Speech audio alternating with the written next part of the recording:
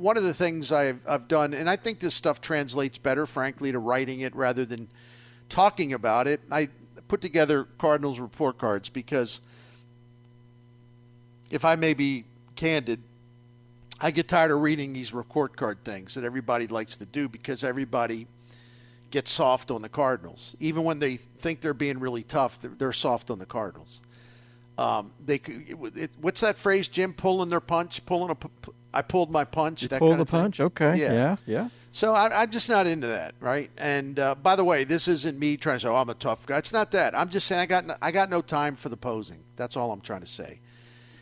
If I think somebody deserves an F, I'm going to say it. Simple as that. But I'm going to put thought into it. I'm not just going to do it to say, oh, look at me, Mr. Tough Guy, giving out Fs. No, that's not how I roll. Anyway, since we've talked so much about him, what about the front office? What about the baseball leadership? I gave Bill DeWitt an F for the first half because he's let this thing he's let this thing slide. I was going to say Cardinals baseball thrived for a long time, but it's kind of on autopilot now, and that's just not good enough. He has not been as personally aggressive in fixing things, changing things, and that sets the tone for the entire organization. When you have the owner saying that John Mosaic's got an impressive track record, I fully support him, which is why I signed him to a 2-year extension, which he will fulfill. All right, so Mo's totally safe. He's got security. Mozeliak and Marmol on the coaching staff. This is from his interview with Martin Kilcoyne. Mozeliak on Marmol on the coaching staff, Vi Kilcoyne. I don't think the coaches have any fault in this. They're handed to players. Unfortunately, it didn't work, but I think Ali and his group do a really good job. They work really hard, and they continue to do that. Their level of frustration is probably as real as the fan base. First of all, we'll let Jim and I repeat what we said yesterday. You got a team 14 games under 500 and has not been over 500 since the third game of the season on April 2nd. But you want credit because coaches work hard. You want us to – attaboy! Attaboy! That's their job requirement. They're obligated to do that. Any self-respecting baseball coach would not be sitting back just kind of like, oh, well, we lost. Our defense going down to whatever. Hey, another game tomorrow. This is what drives me crazy about the Cardinals, and it should drive you crazy too. The owner, 100% protection for John Mozeliak. Mozeliak, 100% protection for Marmol and his coaches. Where's the accountability? Seriously, who's going to push for changes? Who is going to step out of their comfort zone and say, listen, we got to do this and we got to do it now? Who's going to do that? Hey, you have to fix the defense. It's not an optional thing, all right? Your coaches and you, Ollie, got to get to work. You got to do something about the base running. You guys are operating as if you don't know they changed the rules to make it easy to run the bases and steal them. Listen, man, the hardcore culture, that hardcore as in hardcore competitiveness, and also even made people uncomfortable. One of Tony La Russa's greatest virtues as a manager of the Cardinals, and when he was a manager in other places, he constantly challenged everyone around him. He constantly pushed anything to get a competitive edge and get people, his guys, his players, as motivated as they could be on a daily basis. Some days it's just not there. He also understood that. Tony La Russa always gone to the general manager, Walt Jocketty, even though we were friends. Walt, we need to do this. You got to help me out here. Our team's got a chance, but there's a big hole there. We got to do something about it, Walt. Let's go. He'd say the same thing to DeWitt. All of that went away when La Russa retired after the 2011 World Series. Now, it kind of stayed there just because when you have a culture and you have the players that have been part of a successful culture that was created by La Russa, when there's still enough of them around, that will carry over. But eventually that faded out, and this is what you got. The owner, oh, no, Mo's great. He's done an impressive job. He'll fulfill his contract. Almost like laughing at the idea that Mo could be in trouble. And then Mo, of course, I thought he was going to say, Ali reminds me a lot of Whitey Herzog. I mean, this is just Looney Tunes stuff. But that's why when I say, listen, people outside St. Louis, like friends of mine, East Coast, said, oh, yeah, why are y'all being a bunch of babies? Cardinals never have a losing season. How long has it been? Well, 2007. What are y'all complaining about? They don't get it. It isn't that they're losing. It's just that the attitude that now permeates through this whole organization, no one's pushing anybody, not in the La Russa way. No one's really challenging anybody. DeWitt is not as proactive, and he seems to be content with the way things are going, because if he wasn't content, he would be starting to make changes, or he would be ordering Mo to make changes. So they can say whatever they want. They can deny this. All I know is Bill DeWitt, age 81, he's not as proactive as he used to be. He lets things slide now. The strong leader who fired Walt Jocketty a year after the GM put together a roster that won a couple of 2 or 3 NL pennants and 2 World Series. The 2006 World Series is fired a year later, but Walt had a lot to do with the success even after he was gone. But John Mozeliak did a good job at the first part of his career as the GM. But that guy that fired Jocketty a year after the winning the World Series, it seems like he's willing. He's kind of content. He's willing to let things slide. You say, well, come on, Bernie, that's not fair. He wants to win. I think he wants to win, but my point when I use the word content is just that if he's really unhappy with this, he would do something about it, and he isn't. So that tells me he's content, and this will be our assumption unless he gives us reasons to believe otherwise. So I gave him an F. Because the blame, I'm trying to be consistent. As I've been saying on the show, the blame starts at the top. Everyone holler about Mo, I get it. Everyone holler about Momar, I get it. I'm not saying you shouldn't, but you're missing the fact that Bill DeWitt is the authority. And this baseball operation goes the way that he wants it to go. This baseball operation will not change in a dramatic, substantial way unless Bill DeWitt says, let's go. We're changing things.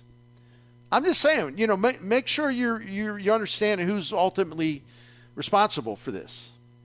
John Mozeliak gave him an F, and I don't even think I need to explain it. He's responsible for the collapse of a proud, long-time Cardinals hallmark, which is run prevention. Cardinals have been one of the very, very best in baseball, a long time with that. His passive approach has resulted in this team having a ruinous rotation of starting pitchers again, 3rd year in a row. It's been a huge problem. He was able to get some help that still get the Cardinals into playoffs from a weak division the last couple years, but it's too late for that now. He's made disastrous personnel decisions. He's given away multiple all-star talents. The log jam in the outfield, it seems to me, exaggerating on purpose here, it seems like this has been going on for like 27 years, and it's still there. And they drafted more outfielders, so hey, why not? But when Mozeliak even does one of his trades or his moves, and he explains this like, well, we got to open things up. We got to decide who we want to play, and we got to open things up and create playing time. We have a log jam. We had to do something about it. Always picks the wrong people to stay. Always picks the wrong people to go. That's why you got Dylan Carlson and Tyler O'Neill, and you don't have Randy Rosarina and Adolis Garcia. Simple as that. The pitching, I don't have to remind you of that trade. Anyway, I could go on, but Cardinals fans, y'all listening to me, respect for you because you know what you're talking about and you know what I like to talk about. There are a lot of things that are going wrong for the Cardinals since their last great season when they had a little bit over 100 wins, 103, I believe, in 2015. Maybe it was 100. Goldschmidt and Arenado were sensational trades, but Mozeliak has failed in a very crucial way.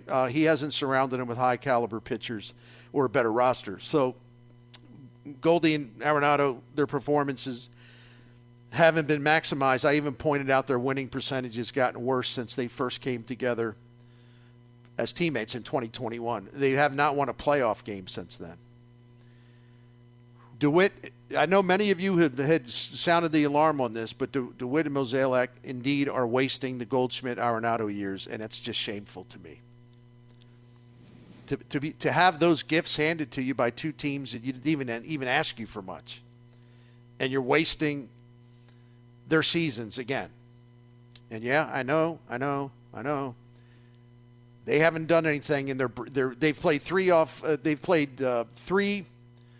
postseason games together. Cardinals are 0-3, and they haven't done squat. I know that. But the point is to build a better roster so maybe you get in the postseason. You have more ways to win a game except, one of you two guys has got to do it. That's all I'm trying to say. So I gave Mo an F, and I don't know. I don't think there's a person alive other than maybe a family member who would push back on that. Some of y'all are going to get mad at this, but hear me out. I gave Marmol and his staff, but it's mostly Marmol. I gave him a D-, didn't give him an F. I'm not being a wimp because if I want to give him an F, I'll give him an F. So you say, well, why didn't you? Well, because Mozeliak gave the manager, the second-year manager is a little bit in over his head anyway, gave him a rotation that has malfunctioned and failed literally from the start of the season. And the more the rotation just continues to just spit up things and just continues to do anything but roll up quality starts and a lot of innings, I don't care who the manager is. That's really hard to run a team where your rotation is garbage. And then when your rotation becomes garbage, your bullpen begins to fragment. Your bullpen starts to lose steam. Then your bullpen becomes really vulnerable. And that's why the Cardinals have a terrible rotation and a terrible bullpen. But tell me the name of the pitcher or two that John Mozeliak has added to the rotation or to the bullpen this season. I'll wait. That's right. He hasn't added anybody. No. So if we're going to sit here and holler, as we were hollering about it, all of us, before the season started. Mm-hmm. We were hollering about it last December. If we're going to sit here and pound John Mozeliak and just constantly take him to task for putting together such a lousy pitching staff, that pitching staff affects the manager of the team. And he ain't a miracle worker. He ain't Ali Marmol and iPad. They're not going to be able to take this failed pitching staff. And, what person with a brain says, they ought to be great under this guy. There's a great rotation. What are they doing? No one has said that. So that's why I didn't give him a straight up F, because I think he was given a really bad situation to have to work with. Now, that doesn't excuse the fact that he and his coaches have let the fundamentals slide in a way that would have embarrassed the late George Kissel. Probably does embarrass Jose Oquendo, embarrasses the late Dave Ricketts, all the great instructors they've had. And I just will not, and I can't understand people in the media that just want to give them a free pass or repeat the company line on that. I don't understand it. In 21 and 22, I mentioned this the other day, but I know the audience changes. The previous two seasons, they had 148 defensive runs saved combined, 2 years. That has little to do the shift because they're lousy now. Other teams play under the shift rules now too. So, the shift, Bernie. No, yeah.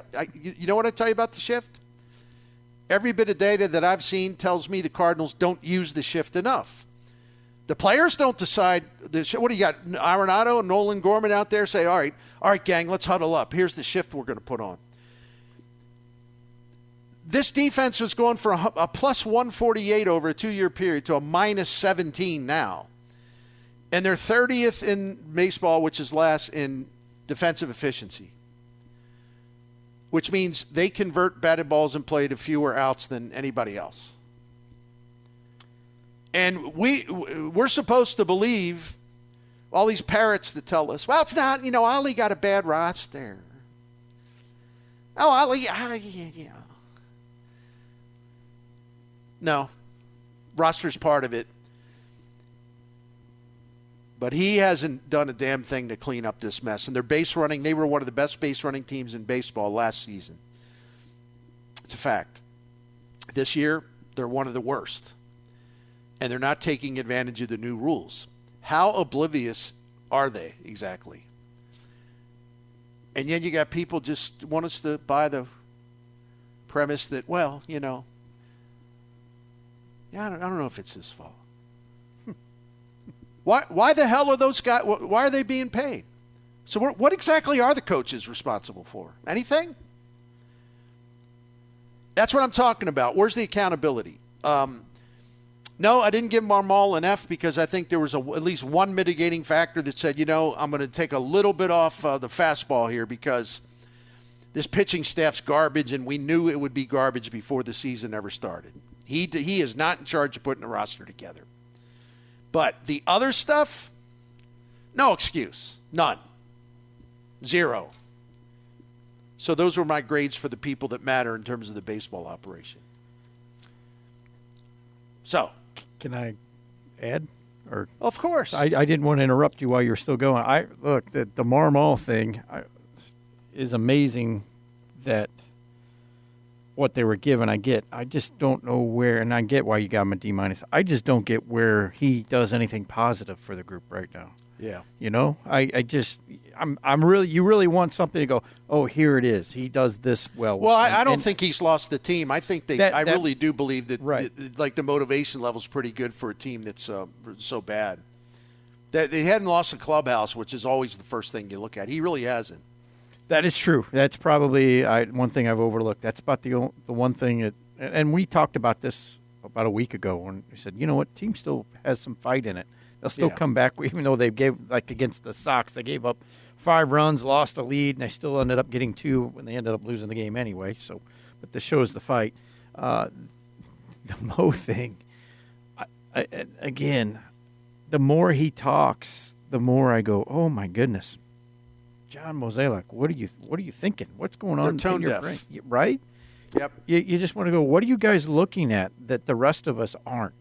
Because there's nothing that makes you think this is positive, that's trending in the right direction. It's amazing. The grades are 100% accurate. And the F on DeWitt, when you're having your worst season you've ever had during your tenure, and it's this bad, you can't get anything but an F. You added one player in the offseason. Oh. And that one player, and I like Wilson Contreras a lot, but the fact is I'd like to see a hell of a lot more Ivan Herrera. But once again, the Cardinals have blocked their own really outstanding prospects. Here's another one, right? Yep. When I saw him in that stint up in Chicago, I was like, I think we need to see a little bit more of him. Did you feel that? Especially defensively. He looked better. Course. Hell of a hitter, too. Yep. No, he's matured defensively. He's much different than he was with that brief call-up he had in 2022 when, the pitchers were all panicking because, Papa Yachty was in Puerto Rico watching basketball or something. I don't know. So, of course, they took it out on the kid. Well, you got to get this guy out of here. Yeah. Yeah, Speaking of that. Yes. Grades for the Cardinals pitchers. There's a lot of them, but I'm not going to read every thought I had on this. But we all agree it's the number one problem on the Cardinals. Overall pitching staff ranks 25th in ERA, 28th in win probability added. The starters are 25th in ERA, only 25 quality starts. They're 27th in win probability added. The rotation has a 5.47 ERA in the first 3 innings of games. We know how damaging that is. The starters are 28th in strikeout rate, and they are now prone. They have to leave. They have to lean on a defense that's really miserable and unreliable. Good planning, Mo. The relievers have a 4.48 ERA, but that's 24th. But the situation has gotten worse since the start of June. It's a 5.56 ERA in the bullpen. St. Louis relievers rank 29th in win probability. They're ahead of only one bullpen. That's Oakland's. They have the most blown saves in the majors. They have lost 10 games this season when they are trying to secure a lead that they've had through 6 innings. Because of the horrible pitching and the defense, the Cardinals are being muscled for a 4.98 runs per game average in the first half. So they're having their worst run prevention season since 2007. And I repeat, it could have been prevented. And but they won't even clean up the damn defense. All right, the starters, and again, I'm not going to go into long detail, but Miles Miklasz has been too inconsistent for me, too up and down, gives up a lot of hits, doesn't give up as many ground balls. Only 3 MLB starters. Here's the kind of stat that the big man here comes up with that tells you what you need to know. Only 3 Major League starters this season have faced more batters with runners on base than Miklasz. Well, who put the batters there, right? Oh, wow, yeah. I gave him a C because look, he does. I don't consider him. I think he's overrated, but you take the ups and the downs, some things he does well, and he does do things well, and I just thought C seems found fair. A grade of C sounds fair. Jordan Montgomery. We know how good he's pitched. I gave him an A- because I don't believe he's quite at the A level. I don't give out A's easily either, but he's close.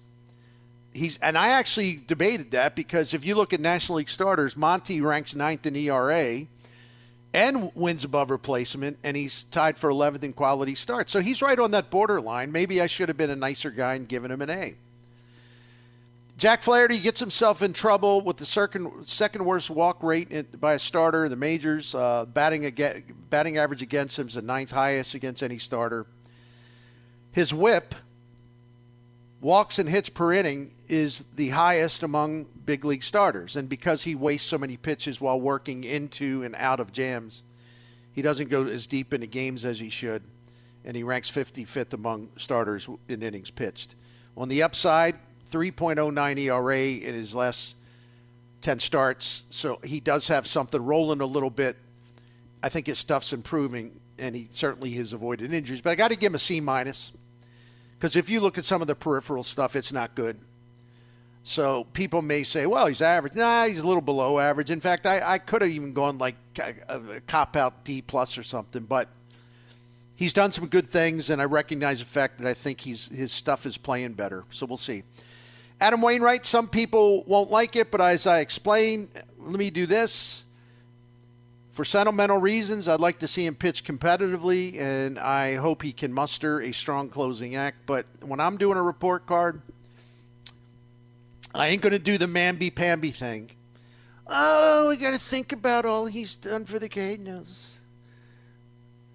Oh, he's meant so much to the community. You know what? I'm not mocking that. He has. He's one of the all-time great Cardinals starting pitchers, and he's been a wonderful guy in the community. But that's not what I'm doing here. When you do a report card, it's based on performance. That's all I'm trying to say. So the grade is an F, and I didn't hesitate putting that F down there, and I don't know why anybody would disagree with that. It's based on performance, okay? He's got the poorest strikeout rate and the second worst ERA among starting pitchers in the majors. He's been, you know what hitters have done to him this year? 362 batting average and a 599 slug. Both of those things are the highest against a major league starter this season. The on-base percentage against him, 409, is the second highest against a starter. How could it not be an F? Right? Yeah, I'm right there with you. He didn't have to come back. He wanted to come back. I just hope he can sort of end it well in some way. Steven Matz, F. I'm encouraged by what we're seeing here as of late. I like the guy. I think he's got something in there that hopefully will come out. But based on what he's done, well, not just this season, but for the Cardinals overall, I mean, 5.40 ERA in 20 starts. F. Matthew Liberatore getting much worse at a time where he should be getting better. Yeah, maybe Coach iPad could do something. You know what his ERA is as a Cardinal when he's pitching against anybody but Milwaukee? Oh, no. Lipitor's ERA against every other team that he's faced, 7.46. Right, I won't give you numbers. Right-handed hitters just they own him. He can't get him out. Jake Woodford, when I say this, I gave him like a D minus. It doesn't matter. I mean, it's not his fault. He's there as a kind of a guy to fill innings. I'm not, All right, real quick, bullpen guys. This for Jim Hewer. Andre Palante didn't go F, but I gave him a D minus. He can't get right-handed hitters out. It's absolutely ridiculous. They're crushing them even worse than they did last year. There's no reason for that. He doesn't strike out many, and he walks too many hitters. And, again, right-handed batters just maul him. I mean, it's just ridiculous. Jordan Hicks, I was torn because he was not good until they moved him in the closer role when he's been really good. But it's supposed to be an overall grade. I did mention that, hey, as a closer, I'd give him a B+. But you got to sort of take the whole season in. So the whole season, I'd give him a C+, but that's based on how well he has done as a closer. Some people might think that's a little too high. I respect that because I did think about a C. Chris Stratton. He leads all Cardinals relievers in wins above replacement. Chris Stratton does. Among the bullpen crew, he's pitched the most innings. He's faced the most hitters. He has pitched more than one inning in 20 of his 34 relief appearances. He's worked back-to-back days 5 times. His ERA, 4.20, isn't handsome, but he keeps the ball in the yard. He's got a 26% strikeout rate. And his fielding independent ERA is much more indicative, 2.99. I gave him a C+. He's kind of an underrated guy, and hell, I might have underrated him with that grade. Ryan Helsley, he's been out since June 12th. He had a 3.86 ERA before, with his last 15 appearances before he went on the injured list. He's nowhere near as dominant as he was last season. You're going to have to just trust me on that. The ERA went from 1.53. This year it's 3.24. The strikeout rate has fallen to 32%. Still good, but that's down 7 points from last year. And he's walking people more than he has, and his save percentage is not good. He's an asset, but key indicators are saying trouble, trouble, trouble. I gave him a C because he's still an asset. He's just not as dominant. Poor Giovanni Gallegos. Hadn't been the same in 2023. Why do I say that? 7% drop in strikeout rate and a big increase in home runs allowed. And he has an opponent hard hit rate against him that's gone up 12% since 2022. 3.05 ERA last year. This is ballooned to 4.25 this year. 4 blown saves, and he's barely above the replacement level. I got a lot of respect for him, and I do think he's an asset. It just depends on which day we're talking about. I gave him a C-. Should it have been a D? I think that would have been a little harsh. But he was an A guy or a B+ guy is one of my points. So when he drops a C-, I think that's fair because it kind of represents his own performance based on the past, right? Yeah, it's accurate. Genesis Carrera, we give him a D grade. The only thing I can say is that there's 2 positives I can say. He got his strikeout rate recharged. It was terrible last year. 26% rate, that's good. He's also not allowed a run in his last 6 appearances. But everything else is kind of a mess. 43% hard hit rate. Right-handed hitters are just pounding him. He's given up way too much extra base hits. Got a high slugging percentage against him. 4.70 ERA. His fielding independent ERA is over 5. The grade is D. Drew Verhagen, F. No need to waste breath on that. Dakota Hudson, his career has stalled. I don't know. He should be better than he is. He isn't. Is it all his fault? Is it the pitching coaches? But if you're going to blame iPad, you got to blame Mike Maddox, right? Yeah, he couldn't do it either, right?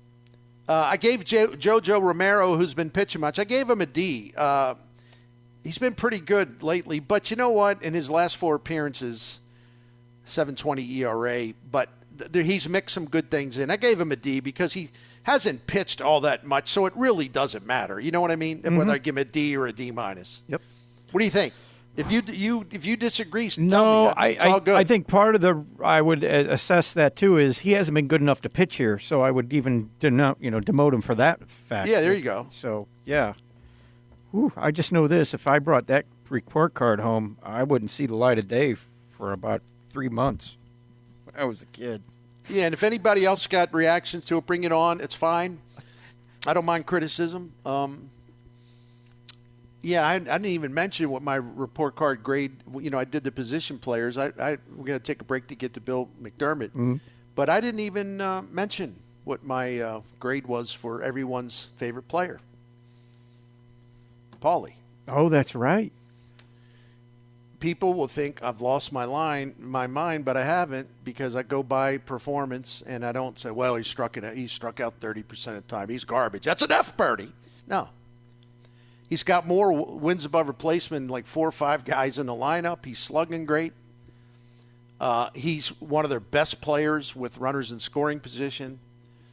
That's a fact, by the way, not an opinion. And he's playing plus defense that's enabled Tommy Edman to move to center field. This after we all collectively, including me, expected absolutely nothing from him this season. In that context, yeah, I got no problem giving him a good grade.